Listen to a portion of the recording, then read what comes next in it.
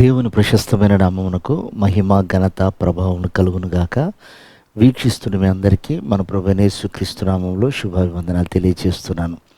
ఈరోజు మన దేవుని వాగ్దానం యెషయా గ్రంథము 54వ అధ్యాయం 17వ వచనం. నీకు విరోధముగా రూపింపబడిన ఈ ఆయుధమును వర్ధిల్లదు.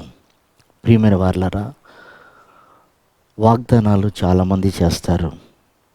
తల్లిదండ్రులు వాగ్దానం చేస్తారు పిల్లల పట్ల, నాయకులు వాగ్దానాలు చేస్తారు ప్రజల పట్ల. కానీ వారి వాగ్దానాలు తప్పిపోవచ్చు, వారు మర్చిపోవచ్చు, వాగ్దానం చేసిన వారు లేకుండా కూడా ఉండిపోవచ్చు. కానీ మనకు వాగ్దానం చేస్తున్న దేవుడు, ఆయన సర్వశక్తి కలిగిన వాడు, సర్వాంతర్యామి, మరణము లేనటువంటి వాడు, సదాకాలము తోడై ఉండేవాడు. ఆయన అంటున్న మాట ఏమిటంటే, మీకు విరోధంగా రూపింపబడిన ఈ ఆయుధము కూడా వర్ధిల్లదు. చూడండి, మీకు విరోధంగా అనేకమైనటువంటి ఆయుధాలు రూపింపబడతాయి. ఆ మాటలో ఉన్న భావం ఏమిటంటే, ఆయుధాలు లేకుండా ఏం లేవు, శత్రువులు లేకుండా ఏం లేరు, శోధకులు లేకుండా ఏం లేరు, మనకు అపాయం సంభవింపచేసేవారు లేకుండా ఏం లేరు. కానీ వారి వలన మనకు ఏదీ కాదు అని దేవుడు మాటిస్తున్నాడు. దేవునికి మహిమ కలుగునుగాక.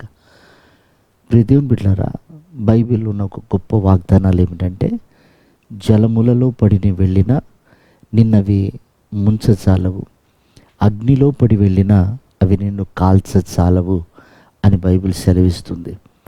చూడండి, షడ్రత్ మేషక్ అబేద్నెగోలకు విరోధంగా ఒక అగ్నిగుండం అనే ఆయుధం లేసింది. శత్రువులు పగబట్టి వారి యొక్క పగ 7 అంతలుగా మండుతుందట. ఆ సమయంలో వారిని తీసుకెళ్ళి అగ్నిగుండంలో పడవేశారు. వారికి విరోధంగానే రూపింపబడింది, వారిని హతమార్చటానికి రూపింపబడింది, వారిని నామరూపాలు లేకుండా చేయాలనే రూపింపబడింది.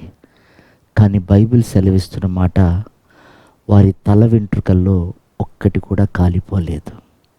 ప్రియ దేవుని బిడ్డలారా, ఆ వాగ్దానం దేవుడు మనకు చేస్తున్నాడు. కాబట్టి నీ దైనిక జీవితంలో, ఈ ఆత్మీయాత్రలో ఎన్నో విరోధమైనటువంటి కార్యాలు నీ మీదికి లేస్తాయి. ప్రభువే సెలవిస్తున్నారు, అవి వస్తాయి. ఆయన చేత కట్టబడుతున్న ఇంటికి తుఫాను వస్తుందని, గాలి వీస్తుందని, జలములు కుమ్మరించబడతాయని ప్రభు మాటిచ్చారు.